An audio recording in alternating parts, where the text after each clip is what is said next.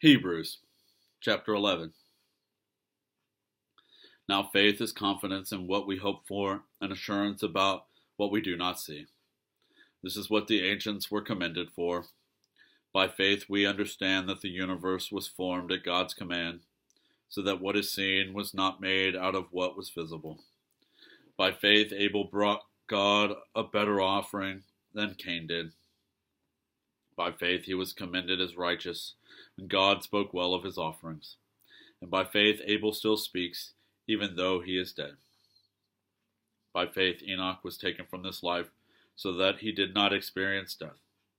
He could not be found, because God had taken him away. For before he was taken, he was commended as one who pleased God. And without faith it is impossible to please God, because anyone who comes to him must believe that he exists, and that he rewards those who earnestly seek him. By faith Noah, when warned about things not yet seen, in holy fear built an ark to save his family. By his faith he condemned the world and became heir of the righteousness that is in keeping with faith. By faith Abraham, when called to go to a place he would later receive as his inheritance, obeyed and went, even though he did not know where he was going. By faith he made his home in the promised land like a stranger in a foreign country. He lived in tents, as did Isaac and Jacob, who were heirs with him of the same promise. For he was looking forward to the city with foundations, whose architect and builder is God. And by faith even Sarah, who was past childbearing age, was enabled to bear children because she considered him faithful who had made the promise. And so from this one man, and he is good as dead, came descendants as numerous as the stars in the sky, and as countless as the sand on the seashore. All these people were still living by faith when they died. They did not receive the things promised. They only saw them and welcomed them from a distance, admitting that they were foreigners and strangers on earth. People who say such things show that they are looking for a country of their own. If they had been thinking of the country they had left, they would have had opportunity to return. Instead, they were longing for a better country, a heavenly one. Therefore God is not ashamed to be called their God, for he has prepared a city for them. By faith Abraham, when God tested him, offered Isaac as a sacrifice.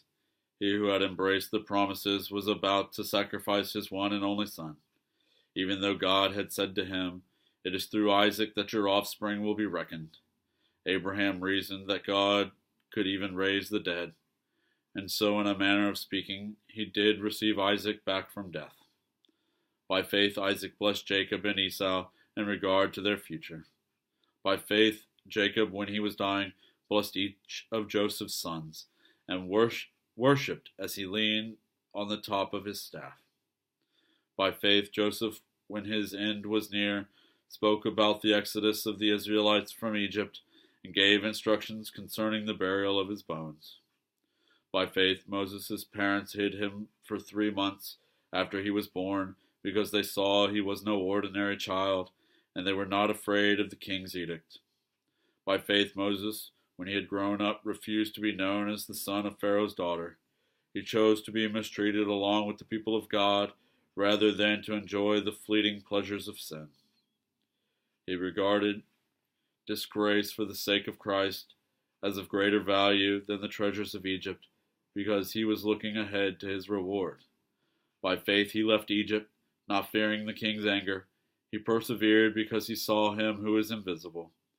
By faith he kept the Passover and the application of blood, so that the destroyer of the firstborn would not touch the firstborn of Israel. By faith the people passed through the Red Sea as on dry land, but when the Egyptians tried to do so, they were drowned. By faith the walls of Jericho fell, after the army had marched around them for 7 days. By faith the prostitute Rahab, because she welcomed the spies, was not killed with those who were disobedient. And what more shall I say? I do not have time to tell about Gideon, Barak, Samson, and Jephthah, about David and Samuel and the prophets, who through faith conquered kingdoms, administered justice, and gained what was promised, who shut the mouths of lions, quenched the fury of the flames, and escaped the edge of the sword, whose weakness was turned to strength, and who became powerful in battle and routed foreign armies. Women received back their dead, raised to life again. There were others who were tortured, refusing to be released, so that they might gain an even better resurrection. Some faced jeers and flogging, and even chains and imprisonment. They were put to death by stoning. They were sawed in two. They were killed by the sword. They went about in sheepskins and goatskins, destitute, persecuted, and mistreated. The world was not worthy of them.